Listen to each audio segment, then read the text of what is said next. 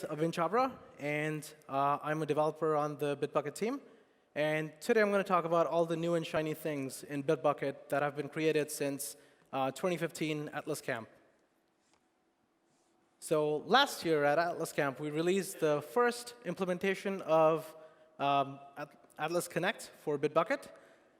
It was an important step for us, the most important step in transitioning from a product to a platform. So take a look at that screen over there. Some parts of it are rendered by Bitbucket Core, and other parts are rendered by an add-on. Those parts right there are rendered by an add-on, and the rest is core Bitbucket. It's very seamless. Or if you take a look at that screenshot, again, some parts are rendered by Bitbucket Core, others by an add-on. Those guys right over there. That's an add-on. The rest is Bitbucket Core. It integrates really well, and we're really proud of it. And it's all done through plain old HTTP and iframes. Your add-on could be an independent service running using a technology of your choice, or it could be a little bit of JavaScript running inside an iframe and communicating with Bitbucket over a JavaScript bridge, or a combination of both. But a lot has changed since last year, and I'm going to talk about, quickly, all the things that have changed since last year in Bitbucket Connect. I'm going to split the talk into two sections, improvements and just brand new features. So let's go on with the improvements. The first improvement is called new web item targets. Before I talk about what these new web item targets are, I want to review what a web item is. In that screen, you may notice that pull request guidelines link right there. That's a web item. It's just a link. You click on it, and it takes you to a different page. Simple. It's actually one of the simplest kinds of extensions through Connect. How is it done? It's done by adding that snippet in your descriptor. A descriptor, by the way, is just a JSON document describing your add-on, describes how your add-on will be installed, how it'll work with Bitbucket, and how it'll interact with you. You can see that we mention the name of the add-on, a URL, which you may notice is a URL template, which gets populated in real time, and you mention a location. And you do that, and a link appears, and you click on it, and it takes you to a new page. So now check this out. You click on it, and it opens a new dialog. How did that happen? That is a new target, and that's what targets are. So the only thing I did to get that was to add a target type dialog in there, and it caused that same old module to pull up a dialog instead of opening a new page. So that's what a target is. A target changes the way your web item interacts when a user clicks on it or interacts with it. What else do we have? Take a look at this one. You click on it, and it opens up a dialog in place. That's an inline dialog. You get to determine the size, the location, whether it should show up on hover, and all that stuff. And you do that through a different target type. That's it. That's all there is to it. So that was the first improvement. The second one I'm going to talk about is better installation. So for a minute, put yourselves in the shoes of a user. You go to the marketplace, you're browsing through add-ons, and you like some specific add-on. So you click on it. You click on the install. We pop up a dialog showing all the scopes that the add-on is requesting and ask you if that's OK. The user clicks OK, and we take you back to the marketplace. That's a lost opportunity. I mean, maybe we should have taken the user to some documentation. Maybe we should have told them, given them a video and shown them what to expect, how to interact with this add-on. And that wasn't there when we first released Bitbucket Connect last year. Soon after, we realized that's a problem. And now, after the installation completes, you can take a user to any page of your choice. We recommend taking them to some documentation, some video, show them what to do next. How do you do that? You add a module to your descriptor, a post-install redirect, and you mention which URL to take the user to. Much like all the URLs in Bitbucket Connect, we have context parameters.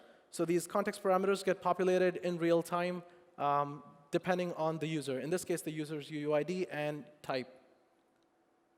What about the other use case where you just built your add-on, you Maybe you want to do a blog post about it. Maybe you want to do an ad buy. You tell the user about your great add-on and how you've built it, and you tell them to go to the marketplace and install it. But what if the user doesn't find the thing in the marketplace because they skip it, they miss it, they get distracted? So you probably want to link them directly to the add-on inside of the marketplace. But you could do one better. You could just trigger the installation flow directly from your blog post or your ad buy. So you write a blog post, you use the special link that I'm going to talk about, and set the title to install the add-on now. The user goes directly into the installation dialog, gets to choose which account to install in, and depending on success or failure, your page of your choice shows up, and you tell the user what to do next. How does it work? Well, you use that URL, you provide a redirect URI, and you provide one of the descriptor URI or an add-on key. That's it. It's very simple, and you can take the user directly from your blog or your ad buy to the install flow. The third improvement I'm going to talk about is improved auth. By improved auth, I'm referring to both authentication and authorization. Before I talk about how we've changed auth, because this is the meatiest part of the talk, I want to talk about what used to be auth as of Atlas Camp 2015. To describe how authentication worked, and still works to some extent, I'm going to use an example add-on. This example add-on is called Pull Request Guidelines. All it does is it renders a checklist of things to consider when you're reviewing a PR. You can look at any one of these guidelines, and you can quote them. So the guideline is then quoted on behalf of the user into the pull request as a comment. And the content for that dialog is populated by parsing your repository's contributing.md file. So using this example add-on, I'm going to show how auth works. On the left side, you have a team admin who's about to install this add-on. Up top, Bitbucket. On the right, the add-on. So first off, the team admin decides to install the add-on. They hit the install button. Bitbucket then fetches the descriptor of the add-on at this time. Two important parts of the descriptor that I want to point out: the scopes and the OAuth consumer. The scopes defines what scopes the add-on is asking for when it authenticates as the account being installed to. So in this case, the add-on wants to be able to pull up the contributing.md files of all the repositories as the team itself, and it's asking for that scope. In addition, you see the OAuth consumer, and on the right side is the configuration for that OAuth consumer. It's got the pull request write scope, which means this is how the add-on wants the end user to be able to write to a pull request and create comments in the pull request on behalf of the end user. So again, scopes is when the add-on wants to authenticate as the team itself, and the OAuth consumer is when the add-on wants to authenticate as the acting user, as the requesting user. So going back to our flow, the add-on pulls up the descriptor, notices that the add-on wants the repository scope, and brings up a dialog to the team admin. The dialog says, hey, this add-on wants the repository scope. Is that cool with you? And the user in this case says, OK. The installation starts, finishes, and when it finishes, Bitbucket posts back an installed event to the add-on. This is a lifecycle event, and it's important. This is when Bitbucket tells the add-on what the connection ID is for the installation and a shared secret. Now, the shared secret is used for authentication between Bitbucket and the add-on using JSON Web Tokens, or JWT. So now when the add-on wants to pull up all the contributing.md files of all the repos in the team, it goes ahead and signs a request using JWT, using that shared secret, makes a request, gets all the files. And it's able to store them in the database. Great. But now you need a team member to be able to interact with the add-on. So the team member shows up, clicks on the button that gives them the dialog for the various guidelines. At this point, Bitbucket pulls up a dialog, populates the URL of the dialog, which has an iframe inside of it, by the way. So sets the URL of that iframe to the URL the add-on mentioned in their descriptor. It signs it with JWT using that shared secret, so the add-on knows it is from legitimate Bitbucket. The add-on then pulls up the contributing.md file, converts it to a checklist, renders it. Now the user shows up and looks through the guidelines. The user likes one of them and thinks that this makes a great addition to the pull request as a comment, They click on it, they want to quote it, and now the add-on is responsible for commenting on their behalf. How does it do that? It makes an API over the JavaScript bridge. The JavaScript bridge at this time recognizes that the add-on has an OAuth consumer associated with it. The team member has not yet granted that scope to the add-on. So Bitbucket brings up a dialog saying, this add-on wants to be able to write to pull requests on your behalf for all your repositories. Is that OK? The user says yes, and the comment goes through. So that's the whole process as of Atlassian 2015. Let's talk about what's wrong with that process. There are three things that I can see. First off, there are two sets of scopes. That's confusing for the user. That's confusing for the developers. One set of scopes for the add-on to authenticate as the team.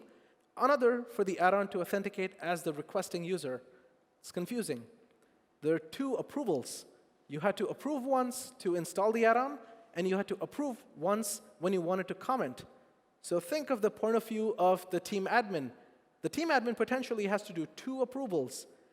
Immediately after installing, when they approved, if they decide to quote, they have to approve again. That's kind of weird and fishy.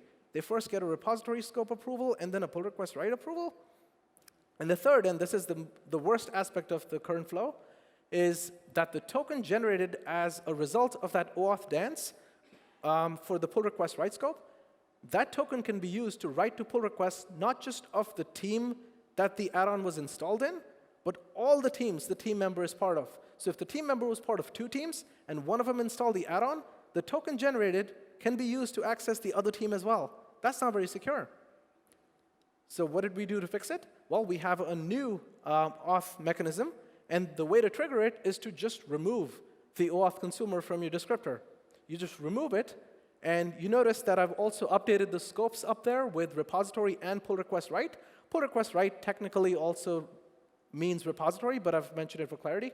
So you update the scopes. That's the only set of scopes, and you remove the OAuth consumer.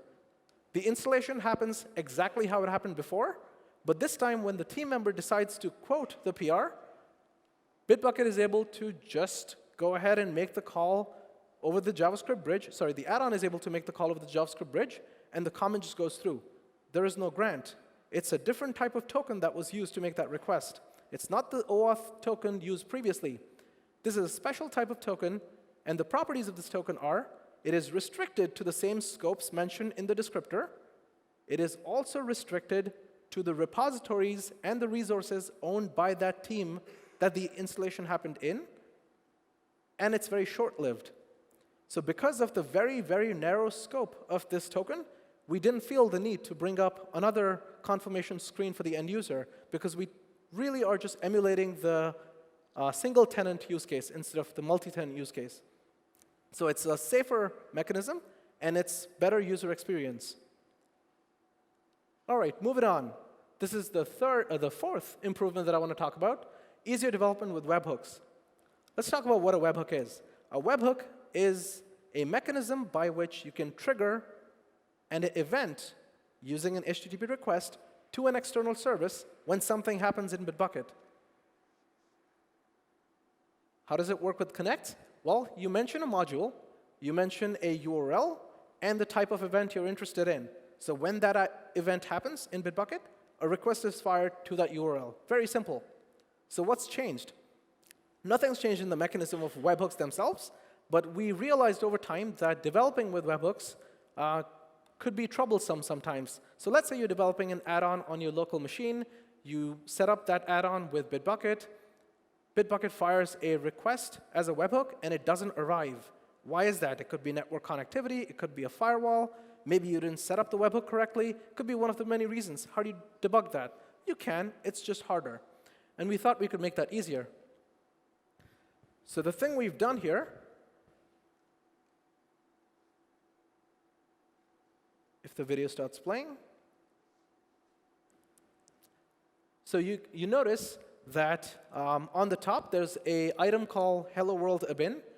That appeared when I installed an add-on that asked for specific webhooks in a repository owned by that team. So when you set up webhooks with Connect, it actually integrates with the UI and shows up in the UI. Not only that, you can click on this and view the details. You can see that the add-on did actually set up webhooks correctly. It used the two triggers, the pull request comment created and a repository push. And you can see the URL, which is my add-on running on my local machine when this video was recorded. So to trigger a webhook event, I should probably create a comment, right? So I go onto a different tab. I create a new comment, a very bland and boring comment, but I do. I comment, and I go back to the webhook interface, and I hit Load New Requests, and you can see that a request was made by Bitbucket to my add-on, and my add-on responded just over a second in duration. You can click on this request and view the details of the request itself. You can see that those are the headers for the response that your add-on sent. Those are the headers for the request. You can see that body. It's a very much more descriptive body than we had previously, containing all sorts of stuff.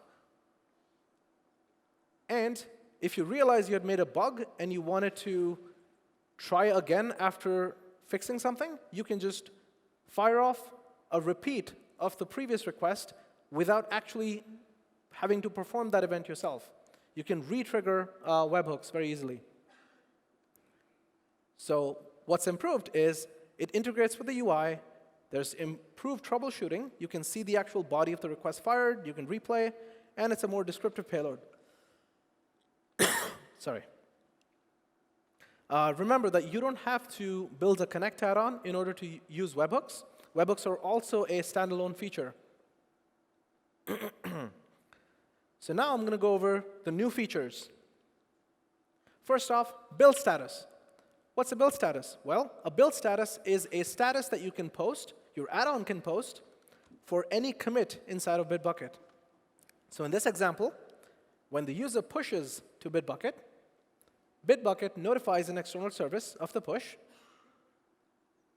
The external service posts a status for a given commit from that push and says that the service has started a build. When the build finishes, the service can tell Bitbucket that the build for that commit finished or that the build failed. This is invaluable for services like CI, but CI services aren't the only examples. You can be as creative as you want. How does it look in the UI? Well, you can see the list of commits over there. You click on the build, and you click on the build for that commit, and you can see 3 passed. You can see that one where the test with Chrome passed, but the test with Firefox failed. Each commit can have as many build statuses as you want, but branches can also have build statuses. A branch's build status is merely the build status of the head commit.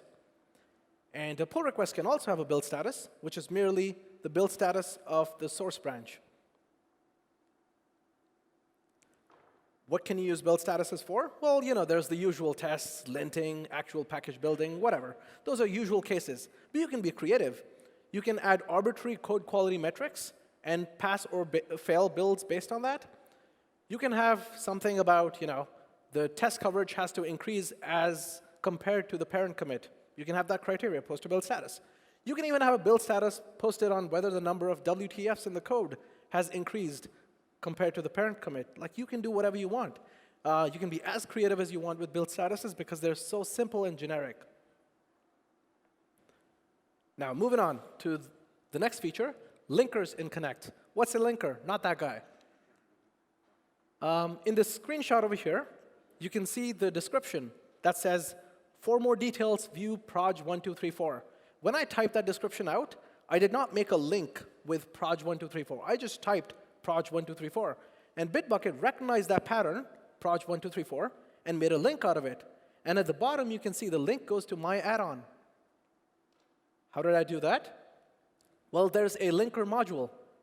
You can add a linker module and register a regex. In this case, I'm registering proj-d+. So any number followed by proj- is a valid pattern.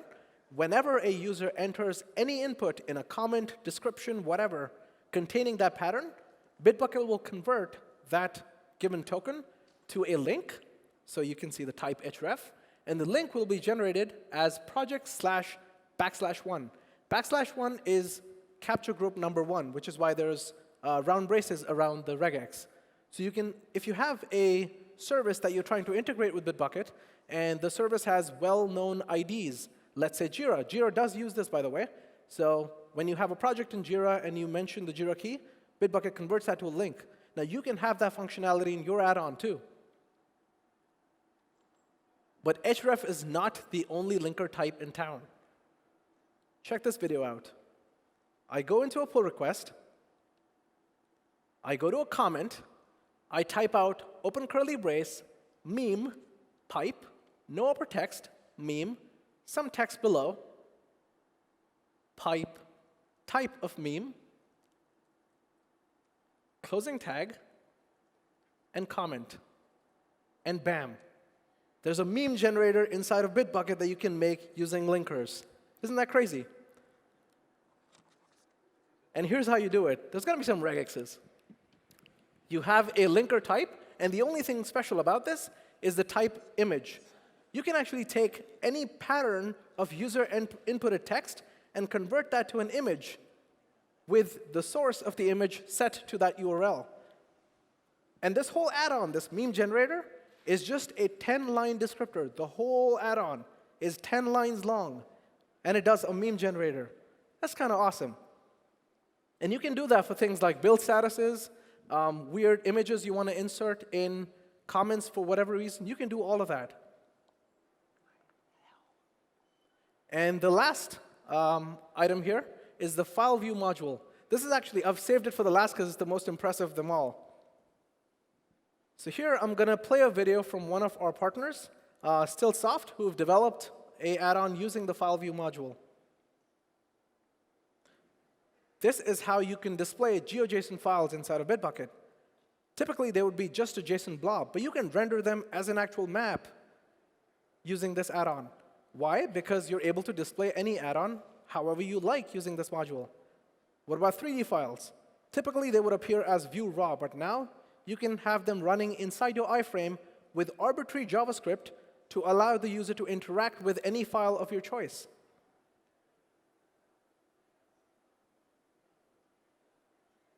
Remember, this whole thing is just an iframe running your own JavaScript. You can render the content however you want. This is another 3D file, right inside a Bitbucket, rendered via an add-on.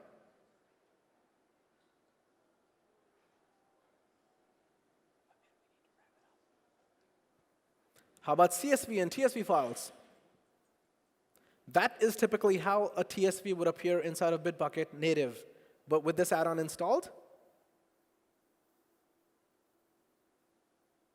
you can actually render it as a table. You can sort the table. You can interact with it however you want.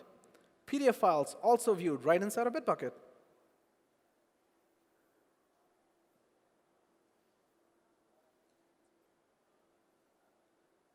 So how does it do that? Well, there's a module called Fileviews that you can use. As you can see here, I've set the URL to be a URL to the endpoint inside of my add-on that would render this whole thing. I'm using 4 context parameters. One, the repo UUID, so I need to know which repo UUID this is. The file CSET, the file path, and the file name. Using this bit of information, my add-on can then make an API call to Bitbucket to give me the raw file. So when someone tries to view that file using my file viewer, I can pull down the file using the API and render it however I want. And here, you can see I've set up the extension to be PDF. So my add-on will be loaded whenever a PDF is being viewed. But that's for traditional use cases of file viewing. You can be a lot more creative.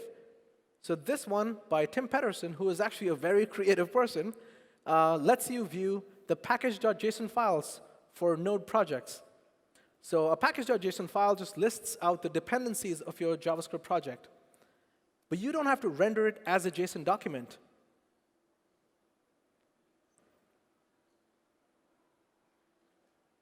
So I go into the file viewer selector, and I can use this add-on to render my package.json. The file viewer doesn't only render the stuff available in package.json, it actually pulls more information from NPM.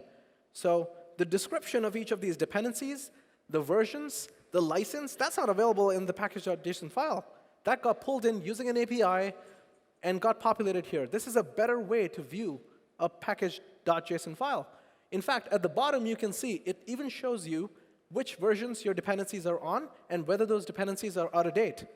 Like, imagine being able to flag packages with known security vulnerabilities right inside of Fileviewer. You can do that.